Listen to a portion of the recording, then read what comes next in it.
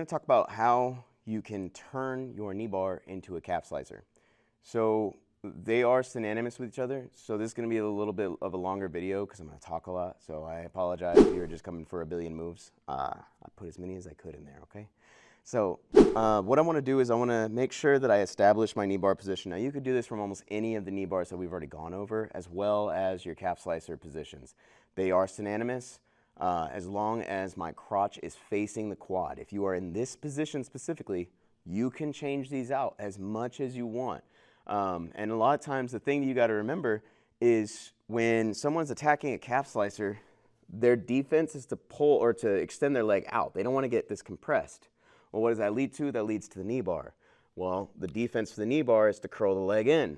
Well, curling the leg in leads us back into that calf slicer. So that's what we're going to go over. It's going to be pretty easy to follow, but it is going to come with its own level of difficulty as far as understanding when the right time is, and that's what I'm here to help you do.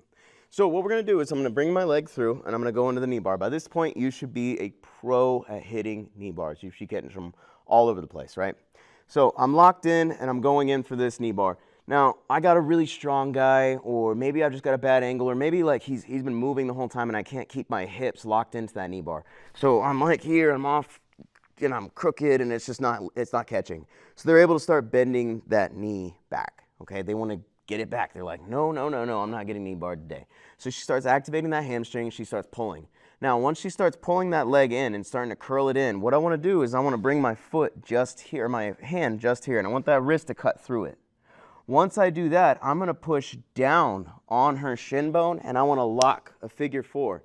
Now, when I do that, I do want to pop up when I do it. I want to lock up because I want to be able to get more space so I can lock this up easier.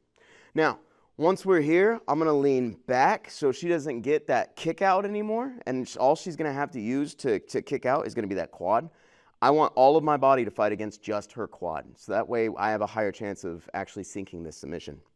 Once we're here, I'm going to pull back, which slides my wrist even deeper into that calf muscle and into the bend of her knee. And I'm going to throw my leg right over the top, nice and easy.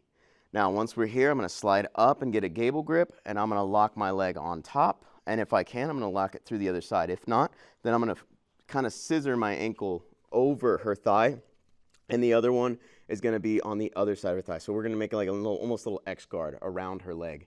Once we're here, I'm going to pull back. I'm going to squeeze. Once I'm here, this is the important part though. I'm going to scissor my legs outward, just like this. And I'm going to compress. And it's super tight. I mean, your knee's going to get blown out. That calf hurts. They're going to be squealing and moving and going all over the place, probably calling you an asshole. It is what it is. Now, let's say that you're going for the calf slicer, and they're able to kick out. That quad is pretty strong. It's a big person. All right, bet. Same thing. All we're going to do, I'm going to unhook, open the leg up.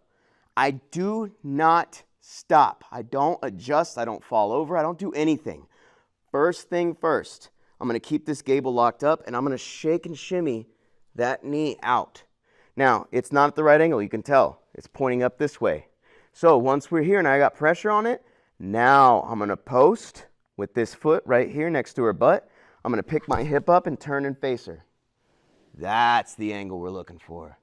Now I'm going to grip onto the Achilles tendon. I'm going to pull in. I'm going to pull my hips through, and now I'm going to get my tap. Fantastic. Now, a lot of times you can flutter these back and forth, back and forth. If I want to, I can bring this right back down again and start locking it out.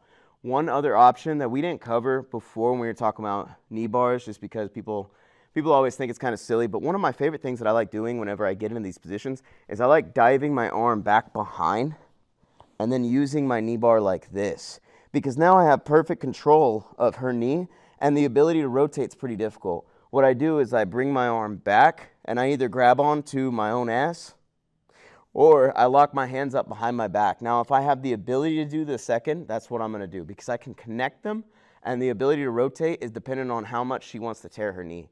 Because if you think about it, with how much pressure I have going, I have my back engaged in this movement now, and my hips, and they're operating in opposite directions. So when she starts trying to rotate, go ahead and start trying to rotate, Davida. It doesn't feel great, and her ankle isn't moving at all, which means all the rotation is happening at her knee. And like we discussed before, the knee has no rotational axis. It can't tolerate that. So as we bring our hips through and we're pressing, Sometimes I'll put my hand on my head just to make sure I stay up, propped in the right angle. I'm going to drive my hips down to the ground and pull through. And there's my tap for the final one.